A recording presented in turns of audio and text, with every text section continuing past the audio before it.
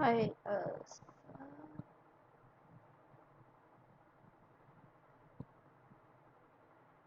okay.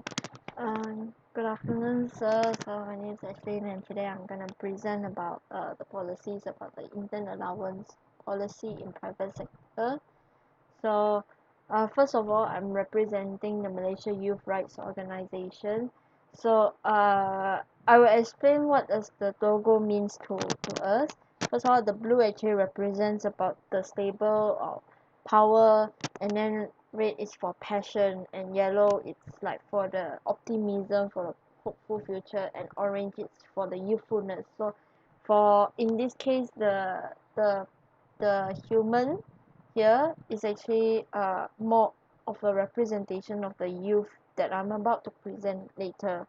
So what is Malaysia Youth Rights Organization? So it's actually a human right youth organization that strives to create a future for the youth to be the leader for the next day. And our vision is to more of like create an environment for the youth voice to be heard. And our mission, because we need to protect the youth rights from the abuse of authoritarian power in this age, and it's also to empower the youth to stand out more and voice out what matters to them. So today the big idea, the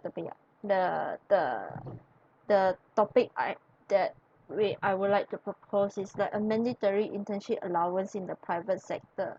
So we have been hearing it a lot in the media, like the world of buzz about asking about internships lately.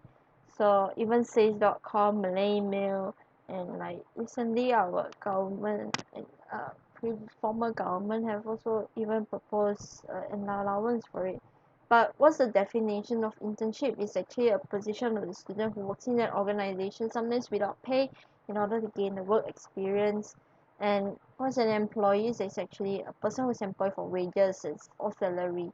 But we'll get to that later because briefly explain what's the importance of internship. Is actually the purpose is just to help the students to gain their real world experience and skills to be applied in the future jobs. So now we need to look into the issue of uh, the the unpaid internship. First of all, interns the word intern is a very vague term in our current law.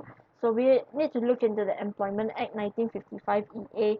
So according to the act, it actually said that an employee is defined as a person who has entered a contract of service with an employer with a wage no exceeding more than 2,000 ringgit a month, a person who is engaged in the manual labor, and a person who supervises employees in manual labor, or also engaged in other operation or maintenance in any business. So when you're an employee, you are bound to have a contract of service. So it's also according to the Employment Act. So a contract of service is someone sorry is actually an agreement or any form of agreement through verbal or writing. So it has whereby one person agrees to employ another as an employee and to serve and agrees to serve as his employer to serve, and that also includes a apprenticeship contract.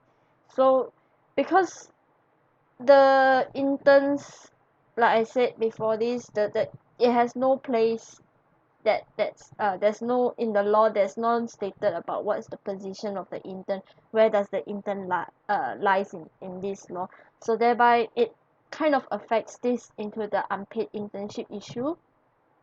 So according to International Labour Organization, internships have been increasing lately because like universities and colleges have been found that internships are quite useful for the students to gain a bit a glimpse of the world experiences. However, sometimes it has been used as a way to obtaining cheap labor or replacing existing workers, like it in the other way round lah, as in like the employer were using the interns for the advantage of that.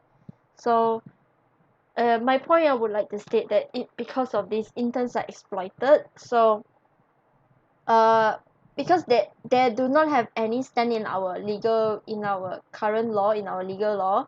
So it kind of presents a double injustice for the interns, such as they are losing their protection rights. So protection rights such as the labor rights against sexual harassment, discrimination, so they are losing that.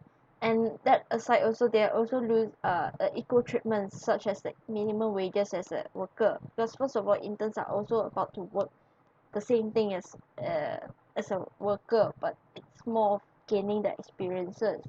And because of that also, having an unpaid internship, it leads to more like the cost of living leads to the struggles of the students, okay, especially like those P40 families.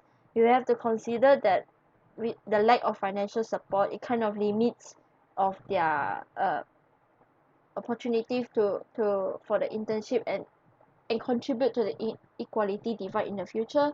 Not only that, but some internships also require additional expenses such as traveling, food, and work. So these companies may require like the interns to come out the money from themselves. And uh as I said before about the struggling students, so those students who come from P40 that will need to, especially those from Sabah Sarawak, so they will need to like move to KL or Penang, whereby the cost of living is actually very high and they may not be able to afford it. So, in this one of the infographic, it's by Belajawanku from the EPF, which actually explains the guide for a Malaysian individuals and families. So looking at the interns only, let's just say a student is single and it's a public transport user, the cost of living just to survive in a month is 1087, and it's not enough. And think about it, if it's unpaid, they may have to use your fork out their own money for it. So here's the solution that I would like to propose. uh here's a solution that we could think about. So you see, Sheikh Sadek, our minister or our youth and sports minister, have already stated that he wanted to do a mandatory internship allowance. That's not just for government but also for the private, because he did say that well, we changed the government, so it did not happen. uh but he did increase the allowance from 300 to 900 ringgit, but it was with the thought of like for the struggling students, so he would like to implement to make it fair for everyone. It's not just for government but also for private as well. The next one is by the international law labor organization, which I quote from one of their report, regulating and monitoring apprenticeship, internship, and other work experiences schemes, including through certification, to ensure that they are allowed for real learning experience and not replace regular workers. So in a sense that we should actually create a law that is also protect for the interns, as well as we also monitor and regulate on their experiences to ensure that they have the full learning experiences from they have gain a learning experience from this internship scheme. So what are the implementation that I would like to propose is like interns are required to be classed as employee. That aside, they also need to be subjected to minimum wages order 2016, which I believe is 1100 ringgit from now. And we also would like to set a minimum standard allowance both in private and government sector, as is like what as Sheikh Sadeh has proposed, but hopefully this government we would be able to see it happening soon. So to make and that aside, we should have like Ministry of Education to approve the list of companies that are able to pay that for the interns and provide a right training for the relevant courses. So I understand that there may be small and medium enterprises that actually is quite a lot in Malaysia. That aside, we also need to look into how it's quite a short sight short term goal. I think that by letting these companies to not to pay for the interns, they will get much more out of it. So companies need to be able to provide, yeah, as I said, companies need to pay the interns, able to pay the interns, and as well as providing the right training. So let's look at a comparison of other countries that have done the same for the interns. I mean, they have a law for the interns, and we should look at it as an example to follow. So first of all, we'll look at our neighboring country, which is Singapore. Interns are protected under the Employment Act. In fact, they are actually classified almost as an employee, and they are who is engaged in a contract of service as well. That also includes the intern. Aside from that, they also like have the education institutions to actually evaluate and select suitable companies for the internship programs and match the students for relevant.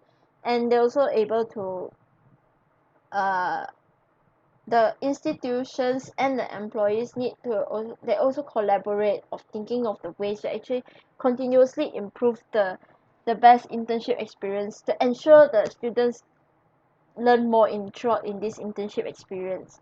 Okay, moving on, so we'll look at United Kingdom. So in UK, actually interns actually have an employment rights, but it depends on what employment status they are looking at or under class. So we have three, which is like workers, employee, and volunteer. So if the interns are classed as worker, they are entitled for the minimum wages, and if employees are paid to do a regular work, then they are subjected to employment rights. So which they will be classed under employee. So that's all for today. Thank you, sir. And attached here is my references.